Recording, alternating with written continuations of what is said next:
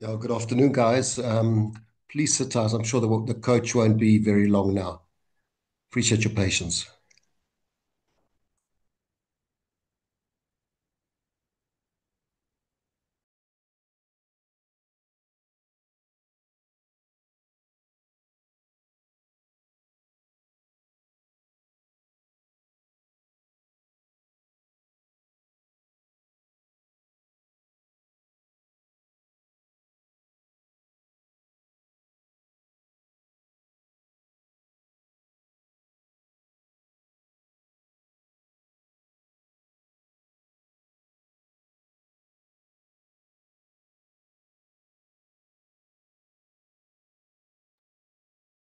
Thanks, guys. I'm just trying to hook up now. I got a message from the tech guy.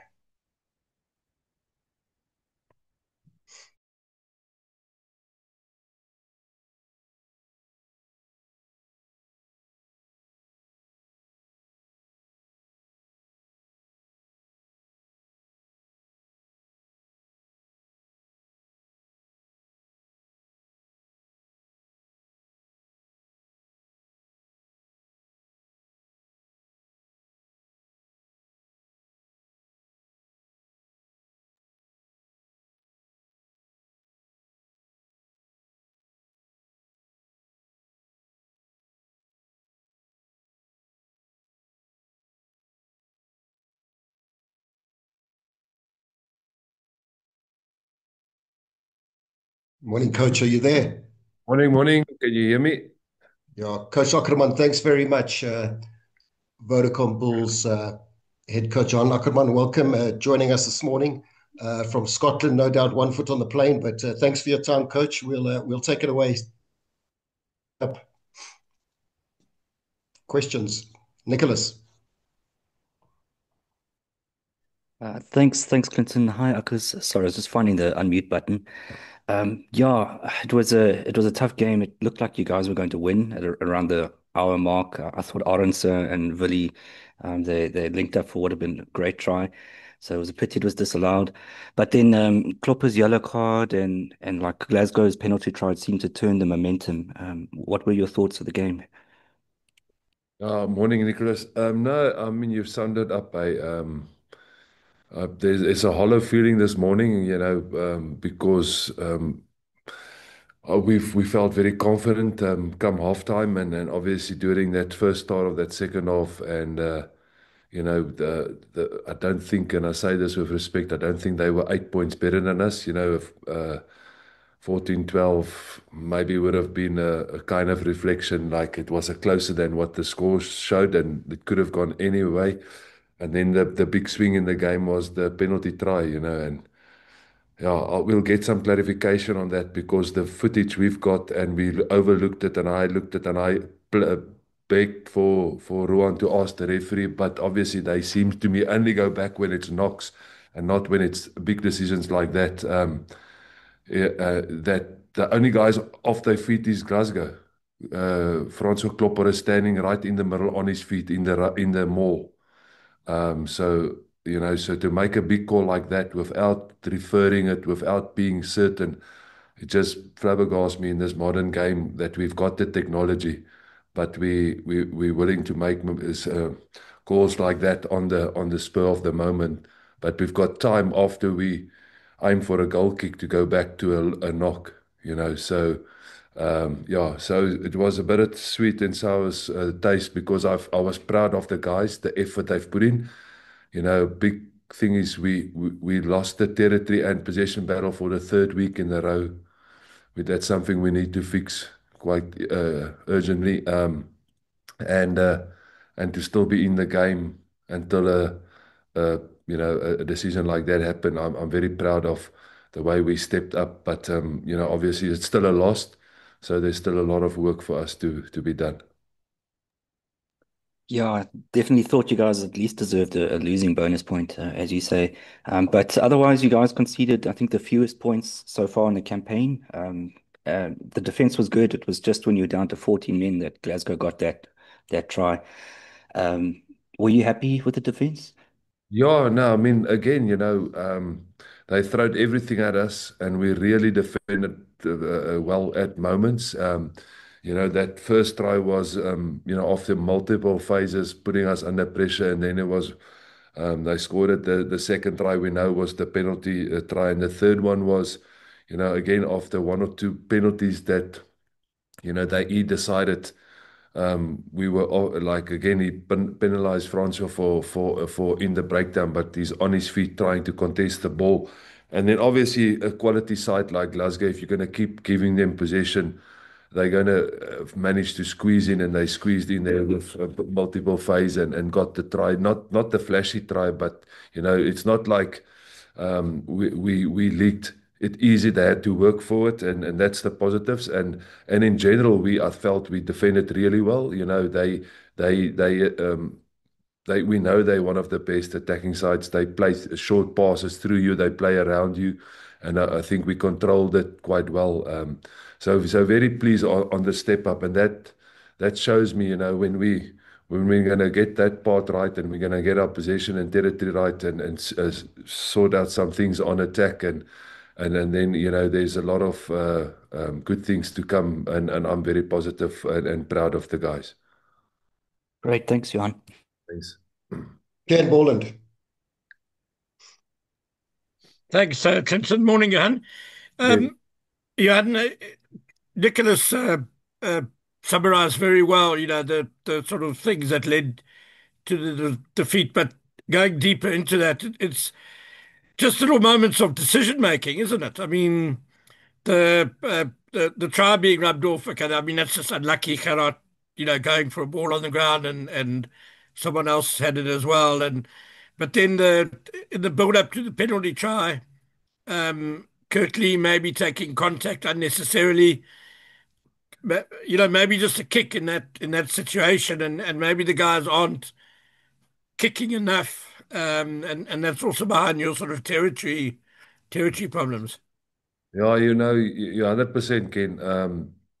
There was definitely times. I mean, if you look at the first kickoff, we caught the ball, and we kicked it contestable. We lost that contest, and they kept it for multiple phases until they made a line break. We had to scramble and defend our goal line, and we struggled to get away there. Eventually, they scored a try. So what I'm saying is sometimes there's a time to kick out, sometimes there's a time to kick long, sometimes there's a time to keep the ball, and build a bit of pressure, and then look for the kick space. So you force almost the defense to make a decision to cover the backfield or to come up, if and I think that balance, we don't get it right at the moment all the time. There's times we do get it right. So that's something we will look at this next couple of weeks to get that territory and possession stats more balanced. Because again, 70% that I think territory they had, and 60% possession, and the previous week it was even worse. So yeah, if we can win games and hang in games with that amount of possession and territory, it's frightening what can happen if we get 50-50. So we need to get that right. And like you said, it boils down to decision making right through, from the 9 right through to 15, and obviously wherever the forwards are involved, because sometimes I felt we played the ball out of the pack when we should have just carried. So again, that's a decision making, and vice versa. When we get the opportunity to pull the trigger, we don't.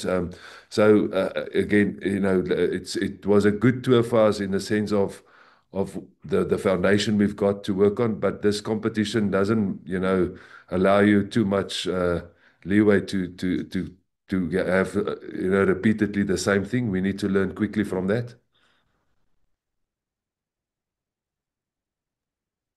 And then you had just to go to the Jan Hendrik Wessels situation. I don't know if you guys have any sort of updates in terms of written judgments. I don't know if you could provide more detail if you were in the hearing or not. Like, was there fresh video evidence that we don't know about? And just those sort of things can often fire up a team, like improve unity, or can also be a bit of a shock and a disruption. How have the team taken that whole situation? Yeah, Ken, first of all, the team was very good. They obviously support Jan and, felt sorry for him when that happened. And, Jan was around us yesterday at the field and there's sympathy for him with his situation. So obviously we had to bring in Etienne and he had to adapt and learn and get used to everything quickly. So there was a little bit, but again, that's we from day one we said that's the kind of team we need. We can't let things influence us. We have to be adaptable and we have to control the moment that's in front of us. No, there was no other footage that I was aware of. Again, that brought a different view or a different. So whatever the what the facts was in the hearing, that was the facts that they made the decision on. And obviously, I'm not gonna say too much because I think the appeal is in. So now we just wait for a date on the appeal. Thank you. Thanks, Eckers. That's good. Carl, go for it. Akkers, morning. Thanks for the opportunity. I think what is done is done. All the supporters and everybody wants to know what's next for the Blue Bulls. Are you going to take some time off? Are there injuries that you're worried about? And yeah, Morning, Carl. Yeah, I mean, obviously, when we fly tonight, we only arrive there tomorrow at around 9:30, 10 o'clock, and then everybody will hopefully be back by lunchtime in Pretoria at their families. And 3 weeks away from a lot of players that had firstborn and children and young families. So, they're going to spend a week with them and then we'll regroup on that following Monday. I think is the third, and then we will start working on the things that was shown to us in this tour and start correcting and fixing those things. We obviously got a big group of Springboks out. The previous tournament championship, it was six. Now I think it's nine players that we're not going to have. And then we'll reassess where the players like Ruan Vermaak and Akker van der Merwe and Elrich and Cameron and Johannes Kirsten and Johan Goosen and all those guys are. Some of them I think is close. Some of them are unfortunately still not close to return. And obviously the guys last night is battered and bruised. If you think in the amount of work they've put in and tackles over the last 2 weeks, that we will reassess. Keegan Johannes failed his concussion, so he's obviously got to do that return and stuff. So yeah, so there's a few bumps and bruises we sort out, but in the short, a week off, get freshen up the bodies, and then 2-3 weeks of hard training to prepare for that Lions game. and if I may, sir, in retrospection, with what happened and the performances you delivered and everything, is there anything major that you want to change from the planning you did before? Um, there's always things, Carl. I think, obviously, we would have liked a few more points out of the tour. If we, I think that would have been nice. But again, the past is the past. So now we can just work on the future. So I think for now, we want just make sure we sort out, keep growing in our defense. It has improved week by week, so we just want to sort out that. There's a few things, but most of all, our general play, like our attack, where we can attack a bit better, and also that control between territory and possession and where we play and so on. So just make sure that we tactically a little bit better so that we can, put teams under pressure through both ways, through our kicking and for our running, and maybe look at getting a bit more unpredictable and in the space that we attack. But yeah, I think in general we're just going to review everything from our set piece right through to our defense, our attack, and just make sure that we get better. Appreciate it, sir. Sim, your turn. Thanks, Clint. How's it, Johan? Just looking at the tour, obviously, the number will be one victory out of three, probably unlucky. Obviously, given yesterday's events as well. How do you rate the tour, obviously, in terms of what you hope for and what you've got back? Yeah, I think last night put a big damper on it. I felt if we got points out of that, another try, and we took 2 points out of it, it would have been, probably a fair reflection of the tour. Like we didn't play the best rugby, but we were, we in most of the games we had opportunities and we didn't use them all. And the same last night, again we I felt we were really in the game, and then there, like we discussed, there was small margins. So, but then again, Glasgow is been seen as one of the best sides in the competition, and we know where we can improve, and that's the exciting part. If we're gonna improve those areas, and it's not far off, but if we're gonna improve those areas, then surely it can only go better. You know, um, so hopefully we will be able to do that. So, but if I look beyond rugby, if I look at, this is my first tour with the players. I've seen a lot of the players now, how they react under pressure. I've learned more about them off the field. We as a team, how to spend time with each other. They a group that is, we didn't have any issues with them. They're a nice group to travel with, easy to travel with. So I learned for the first time a lot about the people around me and so on. So yeah, so that in a sense that was a good thing about the tour. So yes, the results on the field um, was not probably what we would have hoped for. Um, but then again, it's only October, and playoffs is hopefully only in April. And if we can fix things, hopefully we give ourselves a chance to get into that playoffs, because that's obviously if we can get that goal, then anything can happen. It doesn't matter where you play. So yeah, so there's a lot of hard work. I don't deny it. But it is early days, and the best thing is I know a bit more about players and about the people around me. Right. And last one, I know you're missing even more players to the box for this international break. But does it feel a bit like a mini preseason, given how chaotic your sort of original preparation was, obviously with guys playing Curry Cup, guys at Rugby Championship, guys resting. Well, I mean, definitely it will be, probably another opportunity to work with the players. The only problem is you want those 9 players with you, and